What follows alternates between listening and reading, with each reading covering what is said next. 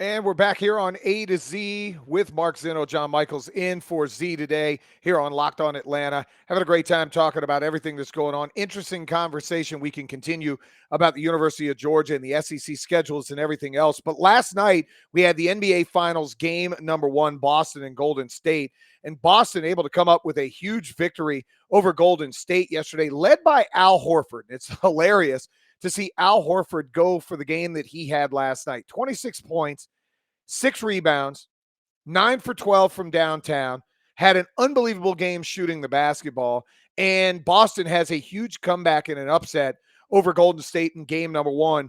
Interesting because Steve Kerr was 19-1 in game number 1s with the Golden State Warriors as their head coach. The only time they've lost game 1 at home, 19-1 at home in game number 1. The only time they lost a game 1 was 2016 to Oklahoma City. Remember, that was the Kevin Durant, Russell Westbrook team that was up 3-1 on the Warriors. Warriors would be able to come back, win the NBA championship, and then Kevin Durant would leave. People asked yesterday, where was this Al Horford when he played for the Atlanta Hawks? First and foremost, Al Horford has had a little bit of a renaissance in these playoffs, but I want to give you a couple of numbers going back towards the end of the season. Here's what he's done in the playoffs so far this year. He's averaged 10 points. He's averaged 7.7 rebounds, shooting 46% from the field. Really good. He's had games where he's had 2, 6, 0, 5, 3, 5. But he's had a 20-point game against Miami. He had a huge 30-point game against Milwaukee, and last night's 26-point game for the Golden State Warriors. So if you look at it in its totality, the 10 points a game for Al Horford were a lot, even less than what you gave when he was an Atlanta Hawk. Because I'm looking back in his Hawks career average, 15.2, 15.2, 18.6, 17.4, 12.4, 15.3, 14.5, whatever. Al Horford for his career has been about a 15-7 guy. Really good player. To me, never a max player, which is why the Hawks did exactly what they needed to do years ago and let him sign 5 years and $150 million or whatever it was, 7 years and $150 million with the Boston Celtics. We knew back in 2015, used to work at an old radio station that was the home of the Hawks. I had big arguments with people that you can't win an NBA title with Al Horford and Paul Millsap and Damari Carroll and Kyle Korver, and Jeff Teague. Good team, great regular season team, made it to the Eastern Conference Finals. But what wins in the NBA is star players, or at least in 2015, you had to have a LeBron James to go win an NBA title. We've seen a little bit of shift in that, but Al Horford's able now to be the 4th option, to be the 5th option on a basketball team and get wide open threes. Because what you saw with Golden State last night, get the ball out of Jason Tatum's hand however you can do it.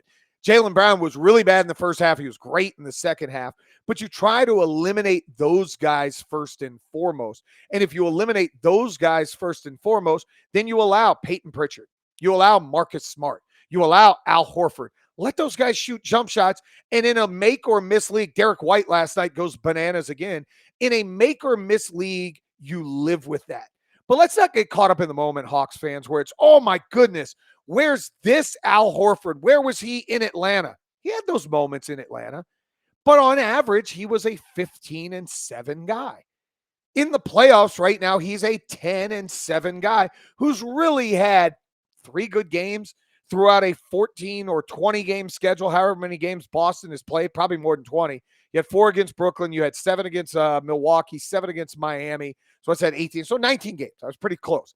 19 games. He's really had 3 good games. So Hawk fans, don't get up in arms that Al Horford had a great game. By the way, his first game in the NBA Finals ever can be congratulatory for him.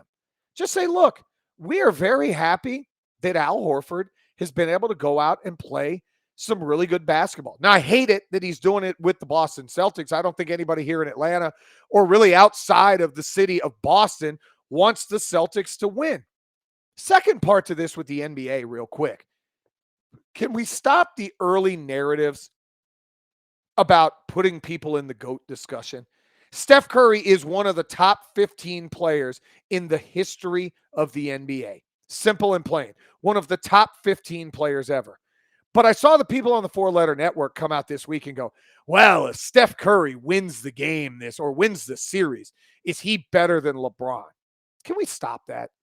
LeBron's going to go down as the all-time leading scorer in NBA history. We've had argument for, I don't know, a decade now. Is LeBron better than MJ? And I get it. Steph Curry is a transformative player. He's a fantastic basketball player. He changed the way the NBA is played by being able to have the propensity to hit the three-point shots that he's been able to hit. That's great. Let's not put him in the LeBron category.